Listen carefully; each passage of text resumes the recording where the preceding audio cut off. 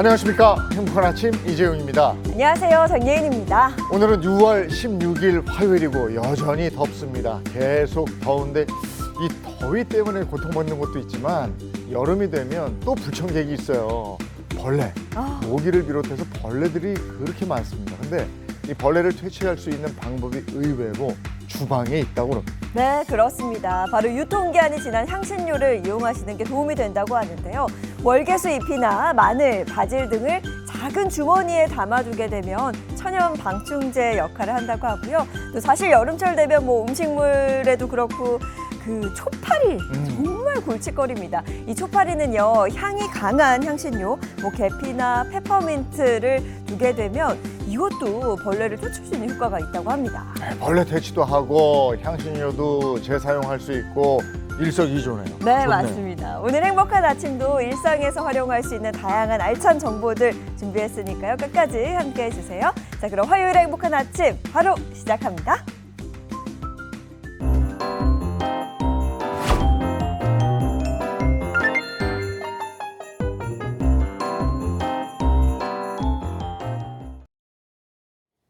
화요일 아침입니다. 어떤 소식이 들어와 있을까요? 모닝픽부터 시작하겠습니다. 손석구 평론가와 함께하죠. 어서 오세요. 안녕하세요. 안녕하세요. 어떤 소식 들어와 있습니까? 네, 이른 무더위에 이 영유아의 손과 발 또 입에 물집이 생기는 수족구병 환자가 급증하고 있다는 소식입니다. 질병관리청에 따르면요, 지난달 31일부터 이달 6일까지 집계된 수족구병 의심 환자 외래 환자 1000명당 7.2명으로 나타났습니다. 이는 지난해 같은 기간에 3.4명보다 2배 이상 많은 수준입니다.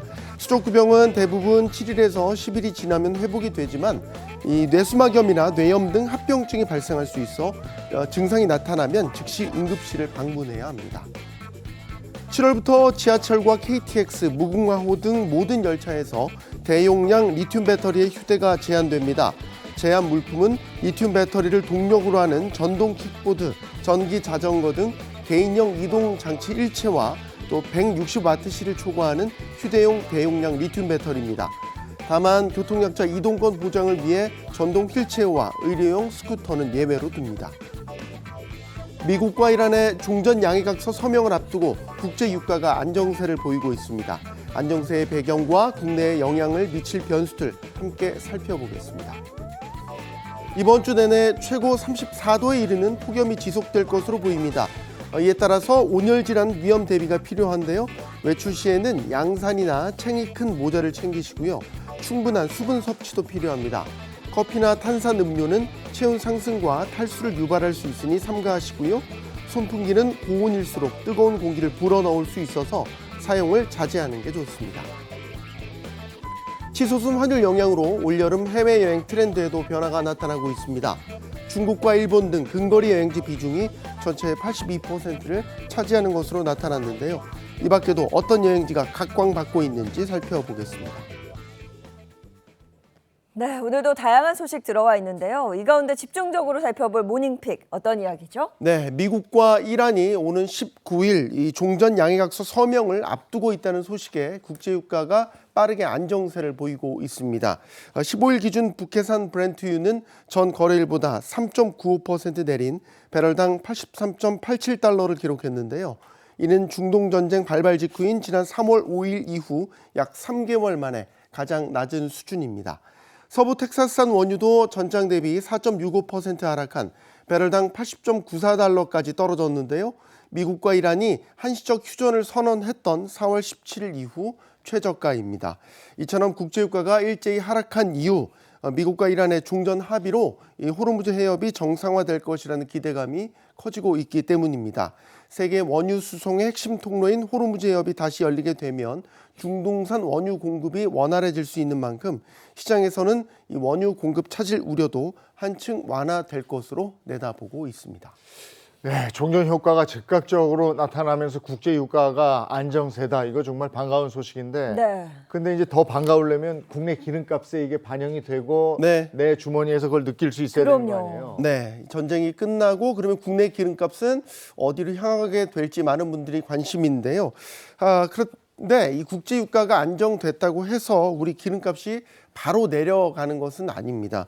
원유를 들여온 뒤에 뭐 해상 운송이나 정제, 유통 과정을 거쳐야 되기 때문에 국제 유가 변동이 국내 주유소 가격에 반영되기까지는 통상 2주에서 3주 정도가 걸리기 때문인데요. 여기에 또 다른 변수가 있습니다. 미국과 이란이 종전 합의에 서명하더라도 호르무즈 해협 개방이 계획대로 이행될지 또 휴전이 안정적으로 유지될지는 조금 더 지켜봐야 한다는 겁니다.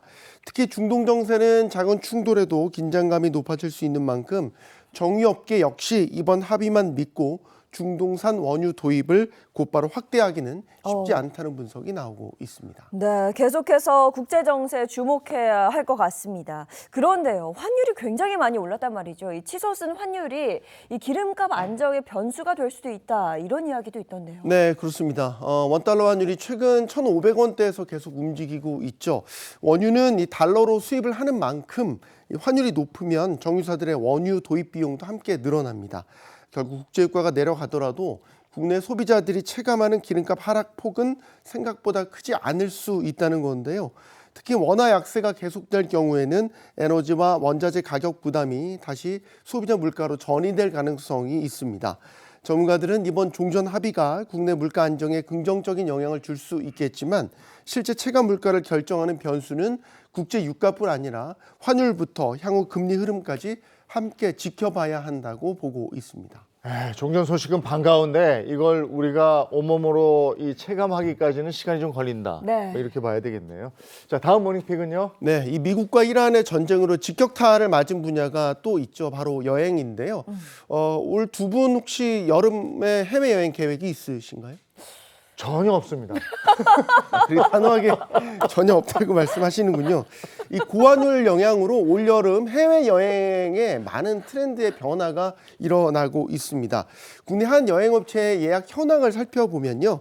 7월 18일부터 8월 8일 사이에 출발하는 해외여행 상품 가운데 중국과 일본 등 근거리 여행지 비중이 전체의 82%를 차지하는 것으로 나타났습니다. 지역별로 보면요. 중국이 27.4%로 가장 높았고요. 동남아 24.3%, 일본이 18.2% 순으로 예약이 이루어졌는데요. 반면에 유럽은 10.2%, 미주 남태평양은 6.4%에 그치면서 이 장거리 여행지 비중은 20%에도 미치지 못하는 것으로 나타났습니다.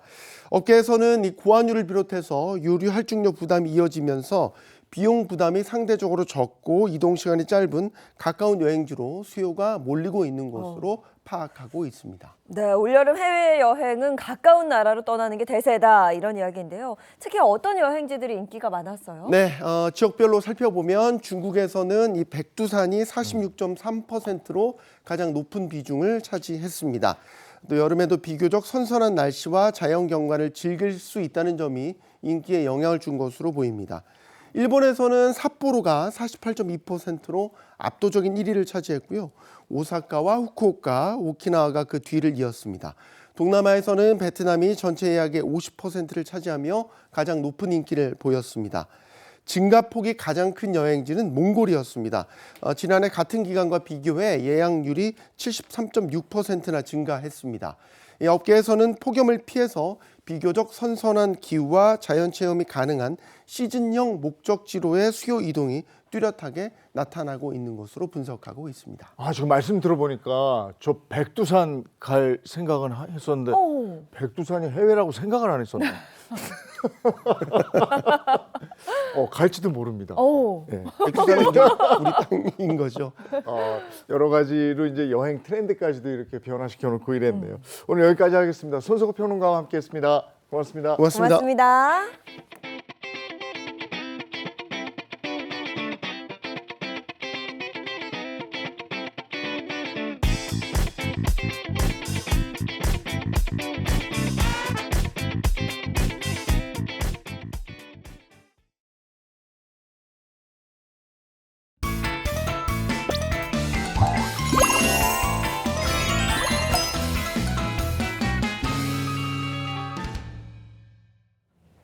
여러분의 돈에 대한 다양한 궁금증을 풀어드리겠습니다. 화요일의 경제 레시피 머니 시간입니다. 네, 화요일에 금융 아이돌이죠. 머니보이즈 김현우 소장 그리고 신인선 씨와 함께합니다. 어서 오세요.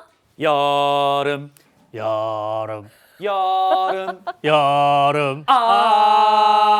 여름이다.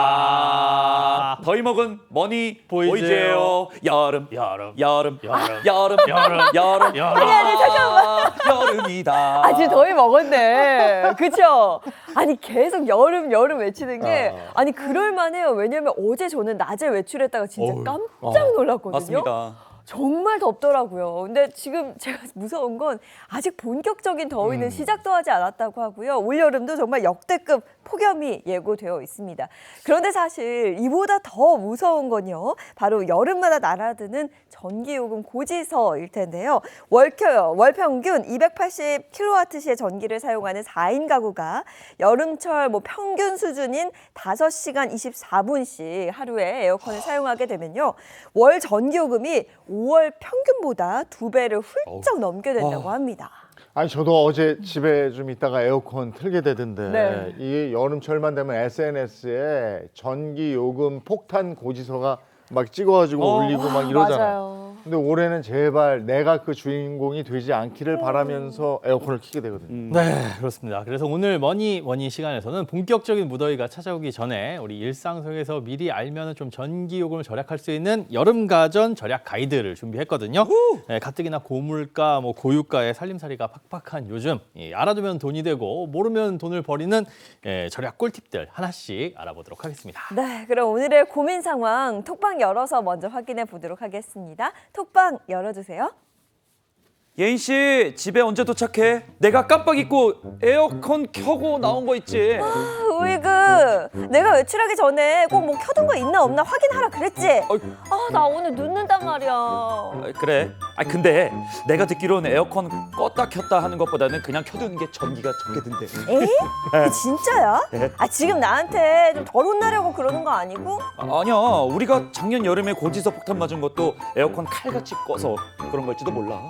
인선 씨 말이 맞는지 내가 확인해 볼 테니까 딱 기다려. 근데 남편 말이 맞는 것 같기도 한데 혼날 것 같기도 하고. 이게 상황에 따라서 달라지기 때문에 네. 이건 잘 알아보셔야 되는 거고 이 에어컨 때문에 여름에는 부부간에 또는 자식하고 부모 간에 막 이렇게 실랑이가 벌어지고 이래요. 맞아요. 근데 매년 아낀다고 아끼는데 올해는 정말 아꼈다 이런데 전기요금은 안 줄어들고 이게 어떻게 된 거죠? 그런데 사실 우리가 알고 있는 여름철 가진 절약법 가운데 잘못 알려진 게 굉장히 많다고 합니다. 자, 그래서 오늘 그 오해와 진실을 하나하나 파악해 보도록 하겠습니다. 자, 가장 먼저 대표적인 여름 가전이죠. 에어컨 절약법에 대해서 팩트 체크 한번 해보도록 하겠습니다. 자, 에어컨 껐다가 켜는 것보다 그냥 켜두는 게 절약법이다? 이거 맞는 얘기인가요? 네, 이게 우리 집에서 사용하고 있는 이 에어컨의 냉방 방식에 따라서 맞기도 하고 틀리기도 하는 말입니다. 그러니까 이 시청하고 계신 분들 중에서도 저게 맞을 때가 있고 틀릴 때가 있다는 거죠. 먼저 이제 에어컨은 냉방 방식에 따라서 정속형과 인버터형 이렇게 두 가지로 나뉘는데요. 정속형 에어컨은 목표 온도에 도달할 때까지 실외기가 전속력으로 가동이 됩니다. 예를 들어 실내 온도가 30도일 때 26도로 설정을 하면 26도일 때 도달할 때까지는 전속력으로 달리다가 도달하면 딱 꺼지고 그 다음에 또 살짝 온도가 높아지면 또 전속력으로 달리고 이런 식이죠. 자동차로 치자면 급가속, 급감속, 급정지 이렇게 하는 거고요. 그래서 실내가 충분히 시원해졌다면 이제 전원을 껐다가 다시 더워졌을 때 이 켜는 게 전기요금을 아끼는 데는 도움이 됩니다. 정속형 에어컨, 네. 약간 앞만 보고 전력 질주하는 그런 스타일인데 그렇죠. 그럼 제어가 좀 필요한 것 같고요. 네. 그 인버터 스타일은 어때요? 자, 인버터형 에어컨은 처음에는 전력을 조금 많이 쓰더라도 설정 온도에 점점 가까워지면 그때부터는 출력이 자동으로 좀 줄어들면서 최소한의 전력으로 온도를 유지를 합니다. 그래서 자주 껐다 켰다 하는 것보다는 적정 온도를 설정해 놓고 그냥 그대로 켜두시는 게 이건 전기요금을 오히려 줄일 수 있습니다. 그러니까 에어컨이 정속형이냐 인버터형이냐에 따라서 이게 사용 방법이 좀 달라지는데 근데 우리 집에 있는 게 정속형인지 인버터형인지 그걸 모르겠단 말이에요. 맞아요. 가장 확실한 방법은 제조 연도를 보는 건데요. 이게 2011년 이후에 출시된 에어컨이라면 대부분 인버터형이다라고 보시면 될 것 같습니다. 그런데 나 애매한데 에어컨 산지 좀 됐는데 이게 2010년이야, 2011년이야 하시는 분들은 이 에어컨이나 실외기에 붙어 있는 제품 스티커를 살펴보시면 되는데요. 한글로 인버터 또는 영어로 인버터라는 표시가 있으면 인버터형 에어컨입니다. 또 소비 전력이나 냉방 능력 항목에 이 최소, 중간, 정격처럼 이렇게 여러 단계가 나뉘어져 표시가 돼 있다면 출력을 조절할 수 있는 인버터 방식이고요. 단일 수치로만 기록돼 있다면 요거는 정속형입니다. 오늘은 집에 가자마자 이거부터 좀 확인을 해봐야 될 것 같습니다. 자, 이번에는 또 다른 에어컨 절약법 팩트체크 한번 해볼까요? 자, 보겠습니다. 냉방 대신 제습 모드를 사용하면 전기요금을 아낄 수 있다입니다. 그냥 듣기에는 제습 쪽으로 해놓으면 전기요금을 좀 아낄 수 있을 것 같은데. 이런 얘기 저 들어봤어요. 네, 실제로 이런 얘기가 많이 돌기도 했습니다. 그래서 많은 분들이 제습은 습기만 제거하는 거니까 전기요금 당연히 아낄 수 있지 않아 생각하실 수 있지만 실상은 그렇지가 않다고 합니다. 이 제습 모드도 사실상 밖에 실외기가 돌아가거든요. 그래서 공기 속 수분을 이 실외기가 돌아가면서 제거하는 방식이라서 냉방 모드와 마찬가지로 실외기 이 전력량 사용은 크게 차이가 없습니다. 관련해서 한국소비자원이 시험 평가를 했을 때도 보시다시피 소비 전력량에서 유의미한 차이를 보이지는 않았습니다. 그래서 냉방보다 제습이 무조건 전기요금이 덜 나온다라는 말은 사실이 아니고요. 오히려 습도가 아주 높은 날에는 제습 모드가 사실 계속 습기를 제거하느라 실외기가 장시간 가동되면서 전력 사용량이 더 늘어날 수도 있다고 합니다. 그래서 전문가들은 상황에 맞게 사용하는 게 더 중요하다라고 말을 하는데요. 이 실내 온도가 높다면 에어컨을 그냥 냉방 모드로 돌려가지고 빠르게 냉각을 시키는 게 낫고요. 온도보다는 이 눅눅한 습기를 좀 제거하고 싶다. 그래서 쾌적함을 높이는 게 주 목적이다라고 한다면 제습 모드를 사용하는 게 효과적이라고 합니다. 네, 그럼 제습에 관한 내용이 나온 김에 이번에는 이 내용도 한번 확인해보고 갈까요? 한번 보여주시죠. 에어컨과 제습기를 동시에 사용하면 냉방에 더 효율적이다입니다. 그러겠네. 이게 일리 있는 내용이에요? 그럴 것 같은데. 우리나라 여름은 특히나 습하고 막 꿉꿉해가지고 이 습도라도 좀 떨어지면 더 시원해지지 않을까. 그래서 제습기와 에어컨을 같이 틀면 더 시원한 거 아니냐.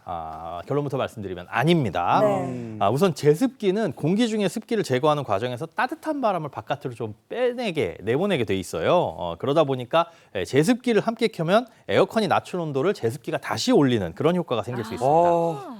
결국 에어컨은 그만큼 열심히 더 일을 해야 되기 때문에 냉방 효율은 떨어지고 전기요금 부담은 올라가겠죠. 그래서 같이 쓰는 것보단 이것도 상황에 맞게 따로 사용하는 걸 권장하는데요. 넓은 공간을 시원하고 쾌적하게 만들고 싶다. 그러면 에어컨의 냉방 또는 제습 모드를 활용하시는 게 좋고요. 뭐 드레스룸이나 신발장처럼 특정 공간에 이 좀 눅눅함을 없애고 싶다, 습기를 제거하고 싶다라고 한다면 제습기가 더 효과적입니다.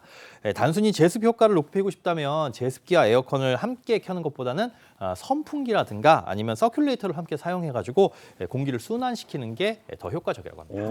정리하자면 제습기 에어컨 조합은 효과를 더 다운시키는 거고 네. 저 제습기와 선풍기는 제습 효과를 더 업시켜주는 거고 그렇습니다. 그리고 지금 에어컨이랑 제습기 같이 켜고 계시는 시청자분들은 지금 좀 꺼야겠네요. 둘 중에 하나는 꺼야 돼요. 둘 중에 하나는 꺼야 됩니다. 끄세요.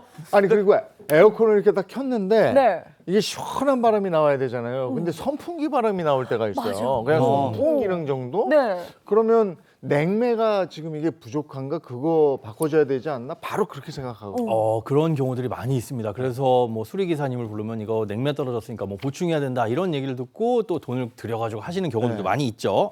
그런데 우선 에어컨 냉매는 무슨 자동차 연료처럼 시간이 지나면 사라지는 게 아닙니다. 배관에 문제가 없고 그리고 밀폐 상태가 유지된다면 이론적으로는 이게 영구적으로 사용할 수 있는 거거든요.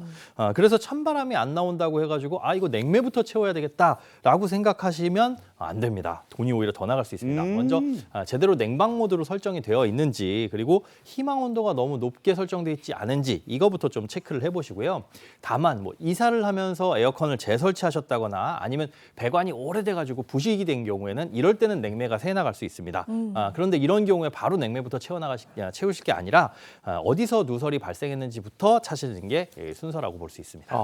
그러면 이 외에도 냉방 효과를 높일 수 있는 방법은 뭐가 있습니까? 네, 우선 인버터형 에어컨 2011년 전에 주로 이제 구매하신 에어컨을 사용하고 계시다 이후에 구매하신 에어컨을 사용하고 계시다면 처음에는 20도 정도로 설정한 뒤에 좀 시원해졌다라고 한다면 실내 온도를 조금 높여가지고 뭐 24도나 26도, 28도 이렇게 올려서 적정 온도를 유지하고 에어컨을 켜두시는 게 효과적이고요. 또 낮 시간에는 커튼이나 블라인드 쳐가지고 햇빛 안 들어오게. 이 햇빛이 또 상당히 더워집니다. 이것도 막아주시는 게 좋고요. 선풍기나 서큘레이터 함께 사용하는 것도 도움이 되시는데요. 에어컨 송풍구 앞에 냉방을 원하는 방향으로 놓고 사용하면 차가운 공기가 집안 구석구석으로 퍼지면서 냉방 효과를 높일 수 있습니다. 네, 저도 여기에 꿀팁을 좀 보태자면요. 에어컨 관리가 상당히 중요하다고 합니다. 뭐 필터에 먼지가 쌓이면 공기 순환이 원활하지 않아서 냉방 성능이 떨어질 수 있다고 합니다. 언제 내가 이 필터를 청소했지라고 맞아요. 생각하시는 분들 꽤 많으실 것 같은데요. 여름철에는 2주에 한 번 정도 필터를 꼼꼼히 청소해 주시는 게 도움이 된다고 하고요. 또 실외기 주변도 한번 점검을 해보시는 게 좋다고 합니다. 실외기에 이물질이 쌓이면 열 배출이 원활치 않아서 냉방 효율이 떨어질 수 있다고 하니까요. 필수적으로 점검해 보시기 바랍니다. 네, 지금 찜통 더위를 앞두고 새 가전제품을 사려고 하는 그런 시청자분들도 계실 텐데 새 제품 구입할 때 어떤 걸 선택하면 좋을까요? 네, 가격도 중요하지만 에너지 소비 효율 등급도 따져보시는 게 좋은데요. 1등급 제품은 5등급 제품보다 평균 30%에서 40% 정도 에너지를 덜 사용한다고 합니다. 실제로 에어컨 같은 경우에는 제품에 따라서 연간 소비 전력량 차이가 최대 227kWh까지 벌어지는 걸로 조사가 되는데요. 전기요금으로 환산하면 가구당 연간 5만 원에서 6만 원 정도, 그리고 여름철에는 월에 몇만 원 정도 차이가 날 수도 있습니다. 또 제습기 구매할 때는 제습 면적과 능력 그리고 효율을 함께 살펴보는 게 좋은데 주로 사용할 공간의 면적이라든가 그리고 몇 리터 정도 이게 제습을 해야 되는지 이런 것들을 미리 확인을 해보시고 구매를 하시는 게 좋습니다. 네, 이번에는 또 어떤 여름 가전 팩트 체크 해볼까요? 자, 이번에는요. 바로 이 가전입니다. 냉장고에 관한 이야기를 좀 해볼 텐데요.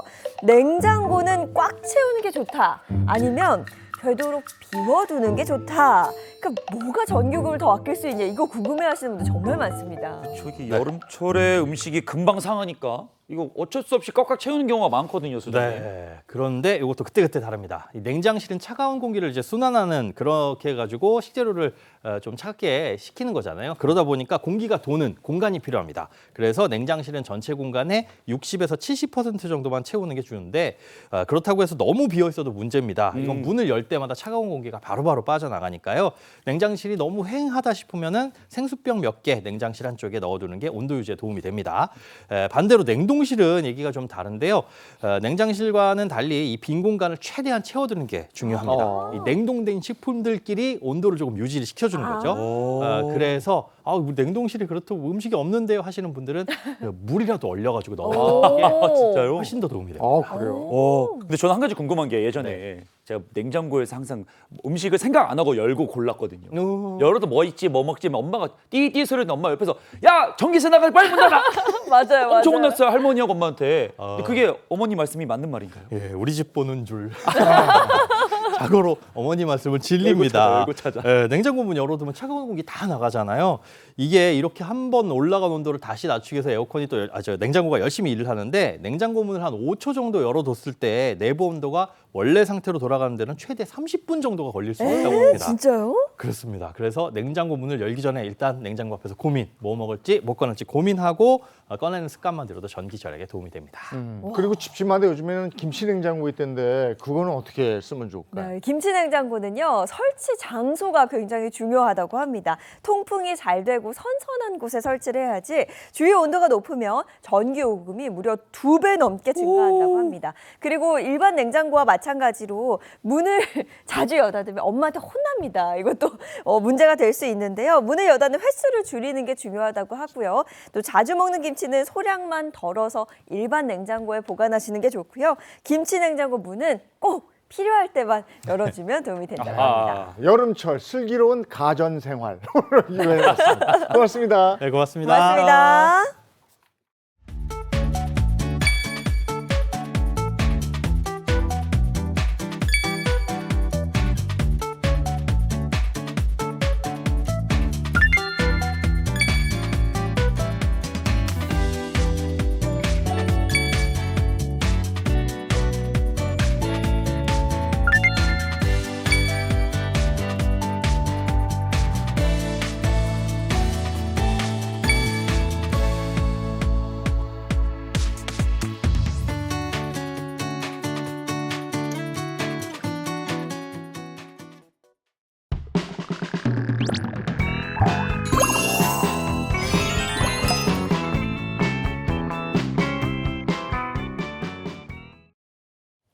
네, 행복한 아침 함께하고 계신 지금 시각이 8시 31분을 향해 가고 있습니다.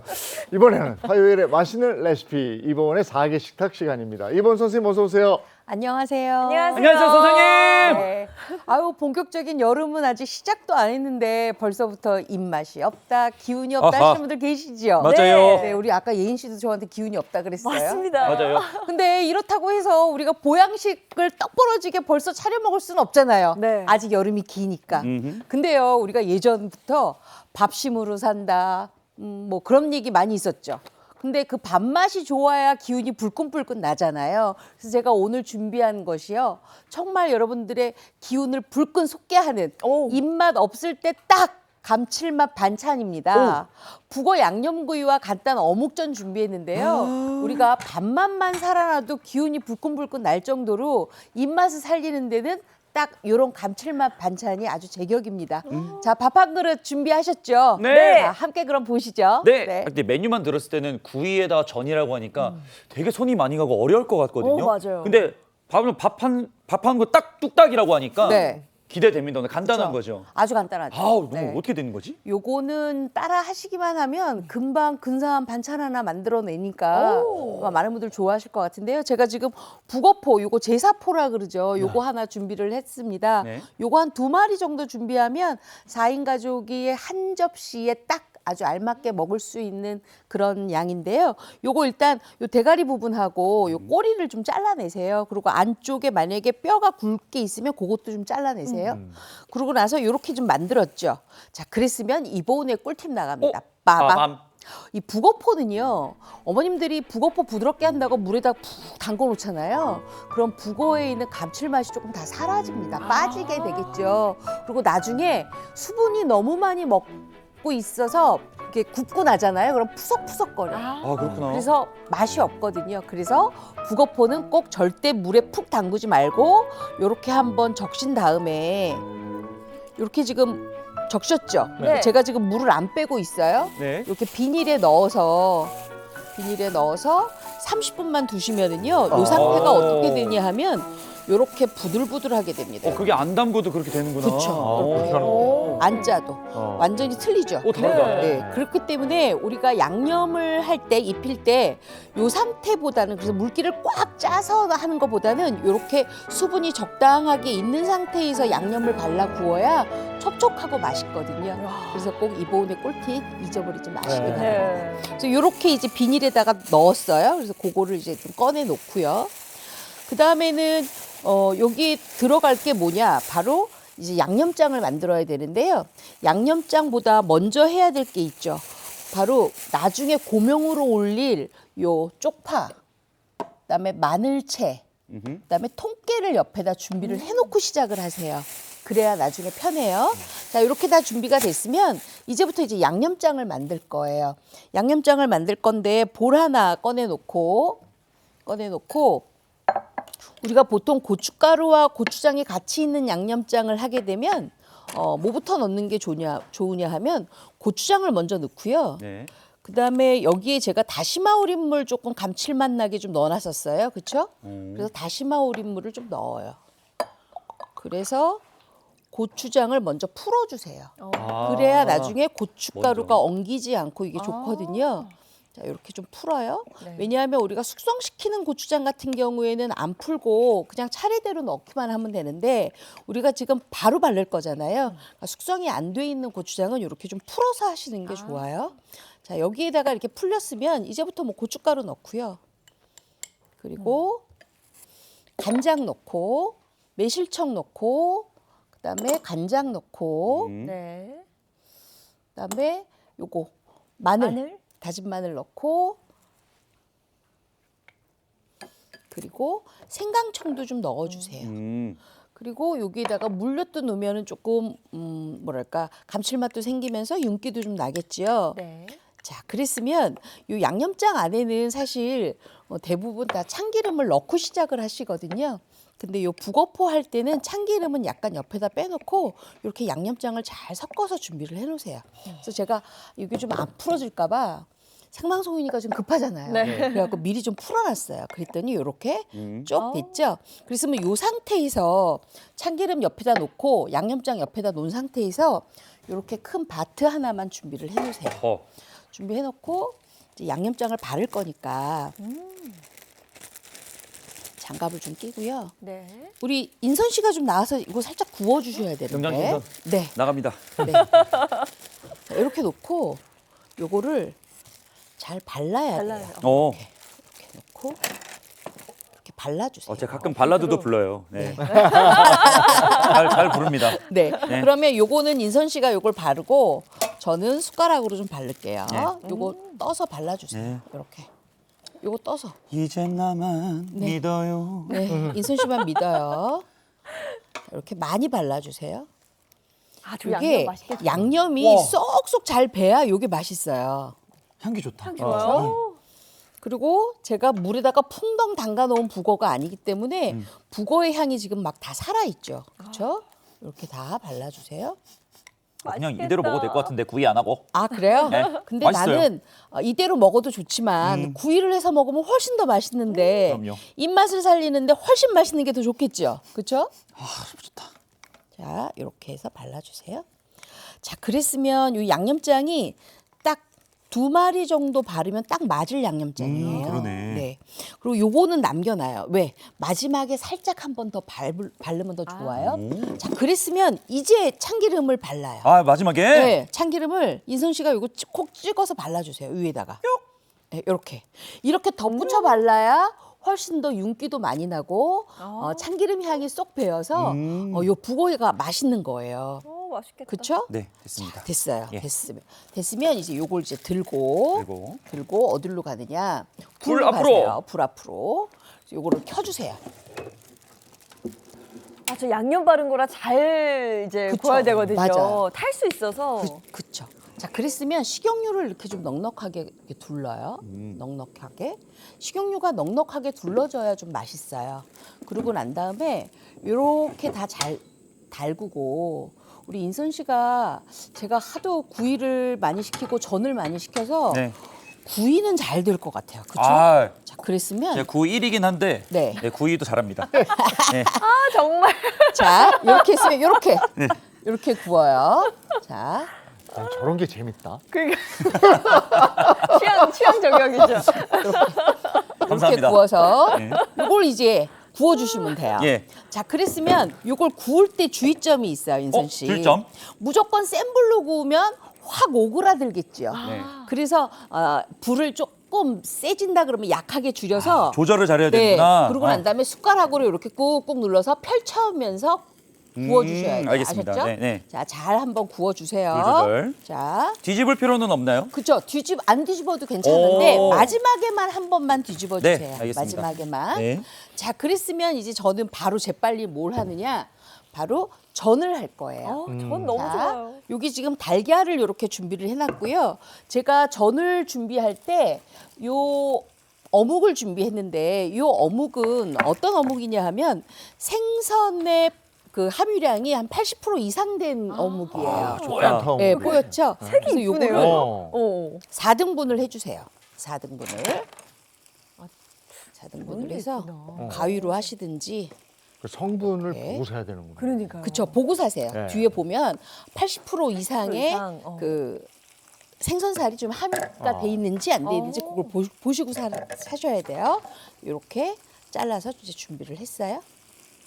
자, 이렇게 잘라서 이제 준비를 했으니까 우리 이제 부치는 것만 남았는데 네. 부칠 때 여기 들어가는 것들이 있어요. 뭐냐, 달걀을 하나 한 4개 정도 하시면은 훨씬 더 부드럽게 반죽이 잘 되고요. 그다음에 중간에 요 알끈은 조금 제거하시는 게 좋아요. 이렇게 알끈은 좀 해서 제거를 조금 해줄게요. 여러분 소리 들리시나요? 네. 아. 자글자글자글.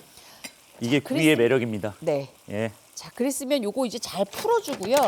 그다음에는 여기에다가 넣어야 될 게 있어요. 바로 뭘 넣느냐? 부침가루 넣어주세요. 아, 고추 부침가루 넣어요? 네, 부침가루 넣어주고 그다음에 다시마 우린 물을 조금 넣어주세요. 아, 감칠맛. 네, 그렇게 하고 요거를 이제 잘 섞어요.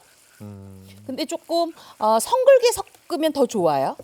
너무 이렇게 막 매끈하게 안 하셔도 괜찮아요. 네. 성글게 이렇게 좀 섞어주시고 진짜 굉장히 간단한 전인 것 같아요. 그쵸. 선생님. 그래서 엄청나게 아마 잡수시면서 야, 이거 되게 맛있다 하실 거예요. 오. 자, 이거 불 좀 켜주실래요? 예. 옆에 저 어묵 대처만 먹어도 맛있으니까. 맞아요. 약하게 좀 해주세요. 예. 자, 그러고 난 다음에는 여기에다가 뭘 넣냐면 우리가 뭐 자 넣는 거 쪽파 넣으시고요. 그다음에 빨간 고추 색깔 있게. 그다음에 여기 요거는 청양고추. 청양고추나 아, 아니면 너무 풋고추 좋죠. 넣으시면 돼요. 네. 요거 잘 섞으세요. 이렇게 잘 섞고 또 너무 예쁘네요. 식용유를 좀 두르고 불 세게 하셔도 괜찮아요. 인선 씨 연기가 좀 제법 나는 것 같은데 괜찮은 거 맞죠? 향이 날라오네. 아 지금 근데 진짜 향기가 아니 근데 소스도 되게 막 간단하게 만드신 것 같은데 맞아요. 네. 되게 고급진 향이 나요. 어. 너무 고급지죠. 향이 너무 좋아요. 이렇게 해서 붙여요. 요거를 붙일 때 양념이 좀 쏟아지지 않게 붙이고요. 요렇게 올려주세요. 아 이거 근데 비주얼 좋네요. 난 어묵전은 처음 보는 것 같은데. 어묵전이요? 예전에 와. 저희는 어묵전 많이 해 먹었어요. 아. 저는 그냥 어묵 사다가 후라이팬에 그냥 기름 약간 두르고 구워서 먹어. 오. 그렇게만 먹어도 그래도 맛있잖아요. 근데 이 전 드시면 앞으로는 전으로 잡수실 거예요. 네. 여기 훨씬 더 더 감칠맛이 맛있겠네. 있거든요. 훨씬 더 맛있겠다. 자, 이렇게 해서 와 이거 좋다. 아니 하기도 쉽고. 아니 고추 이게 송송 이게 보기에도 되게 좋네. 홍고추 같이 들어간 게 맞아요. 좋아요. 예. 네. 그러고 난 다음에는 여기에다가 뭘 넣냐면 이렇게 소를 이렇게 좀 올려주세요. 이렇게. 자, 우리 인선 씨는 양쪽 두 가지를 다 해주셔야 돼요 지금. 아, 저만 믿었어요. 네. 이제 나만 믿어봐. 노래가 좀 바뀌었는데. 이거 언제 한번 뒤집을까요? 한 번만 뒤집어 주세요. 예. 잘 됐네. 이렇게 해서 하나도 안 탔습니다. 네. 됐으면 이제 나는 맛있겠다. 이제 지금부터 뭘 할 거냐면 인선 씨 거를 좀 갖고 와야 돼요. 예. 갖고 와야 내 거요? 되는데 예, 아직 조금 덜 됐죠. 그래서 제가 옆에다가 아, 된 게 있구나. 아, 이게 좀 오래 걸려요. 그래요? 이렇게 조금 해놨어요. 오! 보세요. 요 비주얼로 구워내시면. 아, 이야. 완전 잘 배웠다. 그쵸. 양념이. 그랬으면 요거를 가지고 요렇게 와요. 더덕구이 같아. 그쵸, 진짜. 더덕구이 같죠. 오. 요렇게 놓고 이걸 가위로 요렇게 잘라주세요. 아, 저거 식감도 좋을 거예요. 네, 그럼요. 부드럽고. 부드럽고. 이렇게 해서 와, 맛있겠다. 와, 아 이거 방금 뚜껑 딱 열었잖아요. 네, 네. 향이 향이 막 배어 쫙 있는 있죠. 향이 나요. 맞아요. 어. 이렇게 구워주시고요. 이것도 잘라서 구워주세요. 저렇게 잘라놓으니까 또 장어구이 같아. 맞아요. 양념 한 여름에는 요렇게만 먹어도 요거 맛있잖아요. 네. 자, 그랬으면 넓은 접시 하나 준비하셔서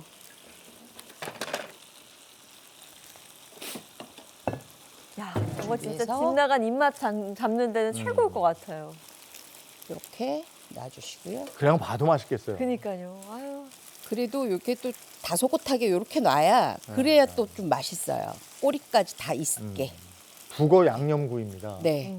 이렇게 그리고 마지막까지 이렇게 놔주시고 여기 남은 것들은 이렇게 옆에다 놔주시고 그 다음에 뭘 하느냐 하면 바로 우리가 준비한 이 쪽파 아, 그걸 위에다가. 위에다가 이렇게 올려주시고 요즘은 그다음에 집에서들 제사를 안 마늘채. 지내니까. 네, 그래서 북어채를요 네. 요새는 마트 아니라 편의점에서도 판매를 하시더라고요. 네. 갖고 계시더라고요. 그리고 통깨도 이렇게 눌러주세요. 자, 다 됐어요, 이거는. 와. 이렇게 해서 이제 보기도 내시면 좋아. 되겠습니다. 맞아요. 이렇게. 고급 한정식 집 가면 네. 나오는 여기 이제 그런 걷어주세요. 느낌이에요. 보기도 좋네.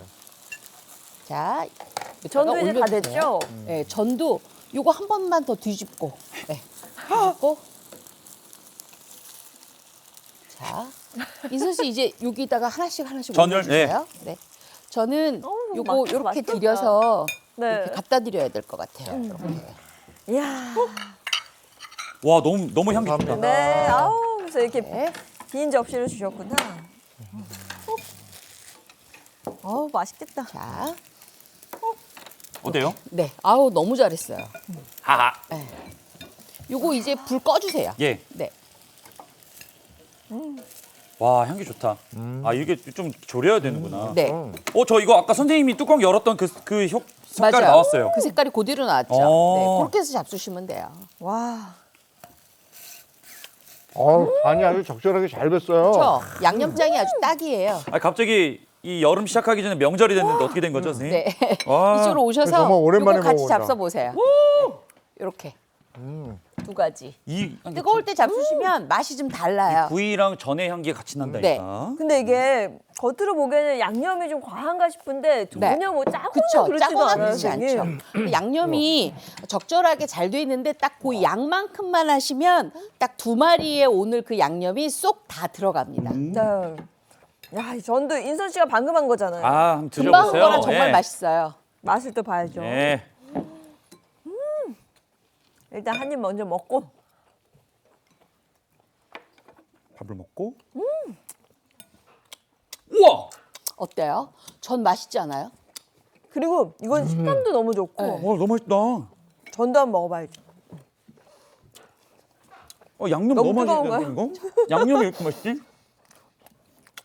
생선구이 같기도 해. 그렇죠. 생선구이 같죠. 그래서 생선의 함유량이 80% 이상 되는 것을 구입하셔서 이렇게 간단 어묵전 만드시면 아주 맛있습니다. 진짜 생선구이 전 먹는 것 같아요. 맞아요. 야, 이거 정말 너무 맛있게 잘 약간 먹었고요. 동태전 같지 맞아요, 않아요? 맞아요. 그렇죠. 네. 그럼 다음 주에 뭐 해볼까요? 다음 주에는요 이제 본격 장마가 접어든다는 소식이에요. 그래서 제가 장마철에는 또 이거 안 먹으면 섭섭하잖아요. 김치전 준비했고요. 그다음에 김치전과 내가 같이 너무 먹을 네. 장아찌도 같이 곁들일 겁니다. 아니 맨날 김치전 노래부르셨는데 응. 드디어 다음 주입니다. 집에서 안 해줘. 다음 주에 우리 맛있게 네. 많이 먹어요. 네, 선생님 오늘도 고맙습니다. 네, 고맙습니다. 아 맛있다. 잘 먹었습니다. 오늘은 굉장히 덥다고 그래요. 또 네, 상반기 들어서 제일 덥다고 그래요. 맞습니다. 어제도 더웠는데 오늘은 더 덥다고 해요. 오늘 같은 날에는 음식물로 수분 섭취하는 게 좋은데 요즘 수박 맛있더라고요. 맛있는 수박이나 블루베리, 참외 이런 여름 과일로 수분 보충하시기 바랍니다. 좋은 하루 보내시고요. 저희는 내일 아침 8시에 다시 돌아올게요. 행복한 아침, 행복한 하루 되십시오. 고맙습니다. 고맙습니다. 즐거운 밤 Oasis Play the next channel